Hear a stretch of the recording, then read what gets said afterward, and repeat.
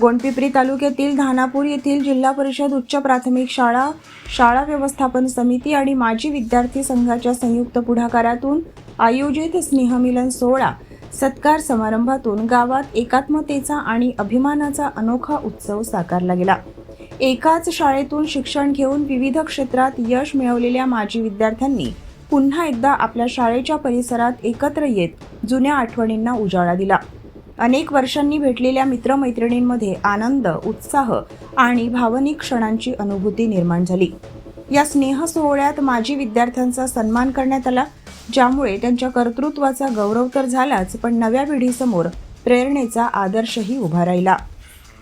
कार्यक्रमाचे अध्यक्ष रामदास वागदरकर, उद्घाटक डॉक्टर हेमचंद कन्नाके, सहउद्घाटक सुनील आत्राम, दीपप्रज्वलन नीता उईके व विद्या मडावी यांच्या हस्ते करण्यात आले। स्वागताध्यक्ष म्हणून जगदीश कुचनकर यांनी उपस्थितांचे स्वागत केले। मान्यवरांच्या उपस्थितीमुळे कार्यक्रमाला विशेष दिमाग प्राप्त झाला। सायंकाळी 6 वाजतापासून स्नेहभोजनानंतर सुरू झालेल्या सांस्कृतिक कार्यक्रमात सध्याच्या विद्यार्थ्यांनी विविध कलागुण सादर करत उपस्थितांची मने जिंकली। या सत्राचे अध्यक्ष नानाजी भोगेकर, उद्घाटक माणिक वागदरकर, सहउद्घाटक स्वाती वडपल्लीवार व हिराजी कन्नाके होते। दीपप्रज्वलन योगिता वडसकर व शामराव बावणे यांच्या हस्ते पार पडले, तर स्वागताध्यक्ष म्हणून ऋषीजी कन्नाके यांनी जबाबदारी पार पाडली। विविध पिढ्यांमधील माजी विद्यार्थी एकत्र येऊन बालपणीच्या आठवणींना उजाळा देत वातावरण भावनिक बनले। या स्नेहमिलनाच्या निमित्ताने शाळेच्या प्रगतीचा आढावा घेण्यात आला, तसेच शैक्षणिक विकासासाठी आवश्यक उपक्रमांवर चर्चा करण्यात आली। माजी विद्यार्थ्यांनी विद्यार्थ्यांना मार्गदर्शन करत उज्ज्वल भविष्यासाठी प्रेरणा दिली। मुख्याध्यापक शेखर दहिवले, शिक्षकवृंद, शाळा व्यवस्थापन समिती आणि ग्रामस्थांनी घेतलेल्या अथक परिश्रमांमुळे हा भव्य कार्यक्रम यशस्वीपणे पार पडला असून संपूर्ण परिसरात या उपक्रमाचे कौतुक होत आहे। चावत बघतात लोकराज्य टीव्ही न्यूज आणि आज खरं तर जिल्हा परिषद उच्च प्राथमिक शाळा धानापूर या शाळेमार्फत माजी विद्यार्थी स्नेहमिलन सोहळा आणि सत्कार समारंभ मोठ्या उत्सवात साजरा करण्यात आला आणि या कार्यक्रमाचे उद्घाटक डॉक्टर हेमचंद कन्नाके सर आपल्यासोबत आहेत। इथले युवक देखील आहेत, शिक्षक वृंद देखील इथे आहेत, प्राध्यापक आहेत। खरं तर गेल्या अनेक वर्षांपासून ज्या शाळेमधनं आपण शिकतो आणि शिक्षण झाल्यानंतर मोठ्या पदावर जातो आणि ती पदं उपभोगत असताना किंवा शासनात काम करत असताना आपण सेवा देतो आणि जिथनं मुळात शिकतो त्याची परतफेड किंवा जी शिकवण असते ती कधीच संपत नाही आणि जेव्हा माणसं मोठे होतात त्यांचा खरं तर गावकऱ्यांनी सन्मान करायचा असतो आणि तोच हा प्रसंग खरं तर आनंदाचा प्रसंग आहे, भावनिक प्रसंग आहे। अशामध्ये आपण त्यांच्याकडनं जाणून घेणार आहोत। डॉक्टर साहेब आपल्यासोबत आहेत, काय सांगाल? कारण पहिल्यांदा आपण भाषणात देखील सांगितलं की 50 ते 52 वर्षामध्ये असं पहिल्यांदा घडलं गावात। आम्ही खरं तर लोकराज्य संपूर्ण टीम इथे आल्यानंतर पूर्ण शाळेची परिस्थिती बघता आनंदित आणि उत्साहित वातावरण वाटलं। तुम्ही कमी शब्दामध्ये गावकऱ्यांना काय सांगाल? सर्वप्रथम तर मी लोकराज्य टीमचं मी इथे आभार मानतो की ते आज या संमेलन मेळावा जो आहे विद्यार्थ्यांचा त्याच्या माध्यमातून आमचं मनोगत घेत आहेत आणि एक चांगला कार्यक्रम झाला। गावकऱ्यांनी खरोखर खूप मेहनत घेतली। येत्या आता माझा जो प्रवास आहे 1983 ते 89 मी या उच्च प्राथमिक शाळेमध्ये होतो आणि त्यामधूनच मी पुढे जाऊन आज डॉक्टर बनलो आहे। आज पहिल्यांदाच एक 50 वर्षानंतर, आता साधारणतः पुढच्या महिन्यात मी 50 वर्षाचा होईल, तर 50 वर्षामध्ये हा गावांनी च्या माध्यमातून आणि इथल्या शिक्षण समिती शिक्षकांच्या माध्यमातून एक अतिशय सुंदर असं प्रसंग आहे हा आणि याच्यामध्ये अत्यंत चांगल्या मेहनतीने एक नियोजनबद्ध पद्धतीने हा कार्यक्रम साजरा करण्यात आला आहे। त्यामुळे मी त्यांचे धन्यवादच मानतो।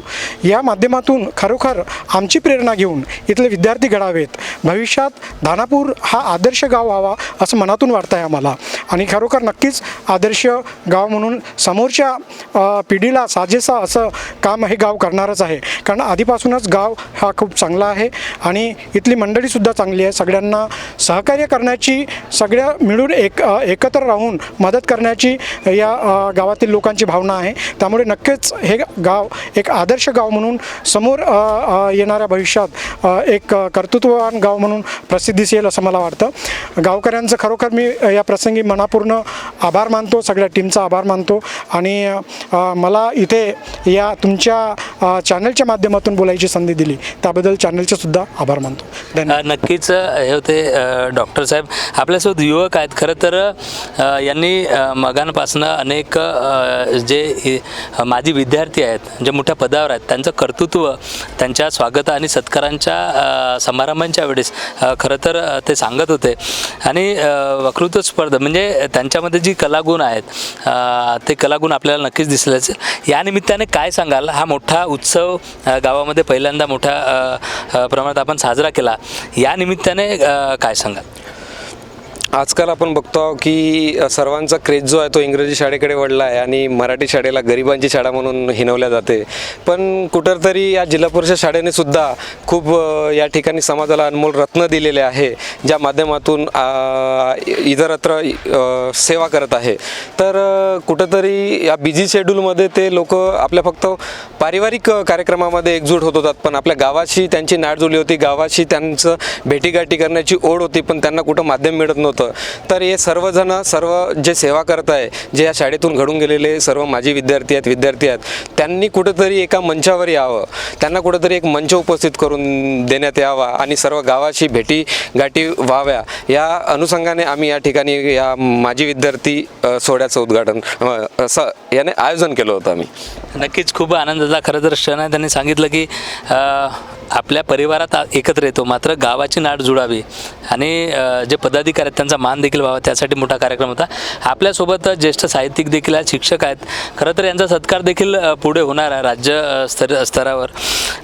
आपण कविता देखील आपण स्वतः लिहिलेले कविता गाऊन दाखवली.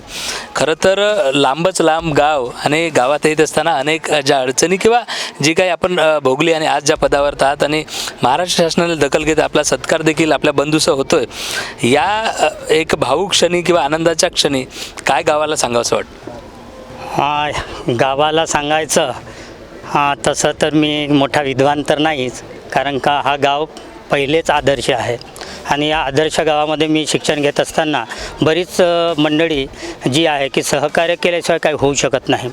1993ला जेव्हा मी 7वा वर्ग इथे पास होऊन जेव्हा पुढील शिक्षणासाठी गेलो, तर मला असं वाटतं की परिस्थिती मोठी शिकवतो. आणि महत्त्वाचं विद्यार्थ्यासाठी सांगायचं झालं की वेळेचं गणित जुळवलं पाहिजे. प्रत्येकालाच 24 तास मिळतात आणि या 24 तासामध्ये जर वेळ त्याला काढता येत नसेल तर मला वाटते की तो आयुष्यात काहीच करू शकत नाही. आणि ते करत असताना जेव्हा कवी म्हणून किंवा साहित्यिक म्हणून किंवा जेव्हा 2018ला मला महाराष्ट्र शासनाचा आदर्श शिक्षक पुरस्कार जेव्हा देतो आहे, तर त्यामध्ये अनेक ॲबिलिटी, क्षमता, ज्या गोष्टी आवश्यक आहे ते तुमच्या कार्यातून दिसली पाहिजे. आणि ते गुण मी क्रीडा कला जेव्हा इथे शिकत असताना क्रीडाचं आवड खूप होती, परंतु नंतर मला जावंसं वाटलं. पण ज्या शाळेमध्ये शिकलो आहे तिथे तशा पद्धतीचे शिक्षक नव्हते जे मला 7वीपर्यंत मिळाले, परंतु जिथे मी पुढे गेलो तिथे न मिळाल्यामुळे मी कुठेतरी क्रीडा याच्यामध्ये कमी पडलो. परंतु नंतर नागपूरला शिक्षण घेतल्यानंतर जेव्हा त्या पद्धतीचे शिक्षक मला प्राप्त झाले, म्हणजे असं होतं की शिक्षक, पालक आणि तुम्ही असलेली आवड जी आहे ते जर तुम्ही त्याच्यामध्ये समीकरण जुळवलं तर तुम्ही अगदी संधीचं सोने करू शकता.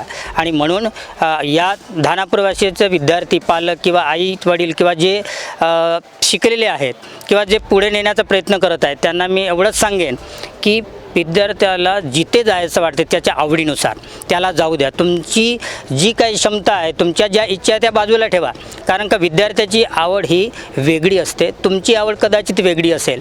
त्याच्या आवडीनं जर जाऊ दिलं तो निश्चितच आयुष्यामध्ये यशस्वी होऊ शकतो. आणि जर का तुम्ही तुमची आवड सोडून जर बाजूला सारला तर तो कधीच जाऊ शकत नाही, तो शिक्षणही पूर्ण करू शकणार नाही. आणि तिथे अडथळा न ठेवता तुम्ही विद्यार्थ्याला प्रोत्साहित करा. जेव्हा जेव्हा त्याला वाटतं की नाही मी हे करतो, तर त्याला मात्र मार्ग दाखवा. आणि जर का तुम्ही मार्ग दाखवले तर मला वाटते की त्याचं आयुष्य उज्ज्वल आणि उज्ज्वलच होऊ शकतो. आणि त्याच्यासाठी प्रयत्न करणे अत्यंत गरजेचं आहे.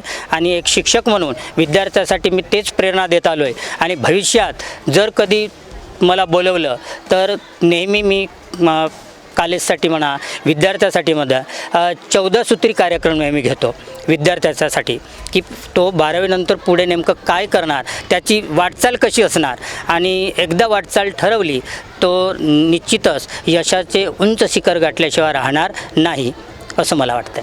नक्कीच विद्यार्थ्यांना मुभा द्या आणि विद्यार्थी घडवा असं देखील त्यांनी सांगितलं. आपल्यासोबत सर आहेत. सर, काय सांगाल? कारण आज आपल्या स्वतःच्या गावात आपला सन्मान होतोय, कसं वाटतंय तुम्हाला?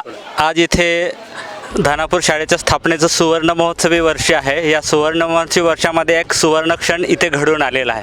खरं म्हणजे हा एक अभूतपूर्व सोहळा आहे जो 3 पिढ्यांना इथं एकत्र आणलं आहे आणि एक चांगला कार्यक्रम घडवून आणला. तर हा शाळेतील विद्यार्थ्यांसाठी खूप प्रेरणादायी आहे आणि भविष्यामध्ये उत्तम उज्ज्वल भविष्य घडवण्यासाठी हे नक्कीच एक मोलाचा दगड ठरणार आहे. आणि यासाठी मी स्वतः प्रशासन अधिकारी मनपा चंद्रपूर म्हणून जे काही योगदान लागेल तो मी देण्यासाठी सदैव तत्पर आहे आणि यापुढेही राहीन. तर हे मनोगत व्यक्त करण्यासाठी लोकराज्य टीमनं जे मला बोलण्याची संधी दिली त्याबद्दल धन्यवाद. नक्कीच आपण बघितलं की जिल्हा परिषद उच्च प्राथमिक शाळा धानापूरच्या माध्यमातून माझी जो स्नेहमिलन सोहळा होता आणि सत्कार समारंभ होता. नक्कीच आपण बघितलं यांची सगळ्यांची मनोगतं. खरं तर आपल्यासोबत जे डॉक्टर साहेब होते त्यांचा सत्कार झाल्यानंतर त्यांच्या आईवडिलांचा सत्कार देखील झाला. खरं तर आईवडिलांच्या आईच्या डोळ्यात अश्रू देखील आपण पाहिले नक्कीच असाल. हा खरं तर भावनात्मक क्षण होता. एक मुलगा, आपल्या पोटचा मुलगा जेव्हा मोठ्या पदावर जातो आणि गाव त्याचा सन्मान करतो तेव्हा आपण जन्म दिल्याचं कुठेतरी सार्थक झालं किंवा आपला मान किती मोठा होता हे त्या क्षणावर आपल्याला नक्कीच दिसलं असेल. खरं तर इथे असलेली अदृश्य जी काही व्यक्ती नक्कीच आहेत, कारण जसं आपण शाळा व्यवस्थापन समितीचे अध्यक्ष आहेत, त्यांची संपूर्ण टीम आहे. ते उद्घाटक अध्यक्ष कार्यक्रमाचे अध्यक्ष देखील आहेत. त्यांनी देखील त्यांच्या भाषणामध्ये सांगितलं की मजुरांवर ते बल्लारपुरात देखील काम करतात. आणि इथली जे शिक्षक आहेत, भाषणात देखील त्यांनी सांगितलं होतं की 5 शिक्षक आहेत, मतलब 100पेक्षा जास्त ताकदीनिशी काम करत आहेत. स्वतः इथले मुख्याध्यापक दहिवले सर गुणपिंपरीचे असल्याने माझ्या संपर्कात आहेत. गेल्या अनेक महिन्यांपासून अशा या कार्यक्रमाचं नियोजन करत असताना खूप मेहनत करावी लागते आणि संपूर्ण गावातील व्यक्तींना, बड्या व्यक्तींना म्हणजे अनुभवी व्यक्ती आणि विद्यार्थी सगळ्यांचा मेळ घालत, युवकांचा असेल, महिलांचा असेल, सगळ्यांचा मेळ घालत खरं तर हा गुणपिंपरी तालुक्यात सर्वात मोठा हा जे स्नेहमिलन सोहळा आणि सत्कार समारंभ होता आणि आज तो खरं तर पार पडला. यानंतर देखील सांस्कृतिक कार्यक्रम आहेत. असाच कार्यक्रम प्रत्येक गावात व्हावा. गावातल्या जो पदाधिकाऱ्यांचा, ज्यांनी माणुसकी जतन केली, काहीतरी देणं लागतं, अशा दृष्टिकोनातून आत्तापर्यंत विकासाला हातभार लावला, या सगळ्यांचं लोकराज्य TV देखील नेहमी प्रशंसा करत असते आणि राहणार आहे. आजच्या या कार्यक्रमाचं थेट प्रक्षेपण लोकराज्य TVच्या माध्यमातून आपण करतो आहोत आणि ACN GTPL बॉक्स नंबर 98वरती चॅनल आपलं TV वर देखील दिसतं. याचं थेट प्रक्षेपण आज झालं असलं तरी उद्या मात्र परत TVला हे सगळं आजचा जो कार्यक्रम जवळजवळ 6 ते 7 तासाचा जो कार्यक्रम आहे तो आपल्या प्रत्येक घरी दिसणार आहे.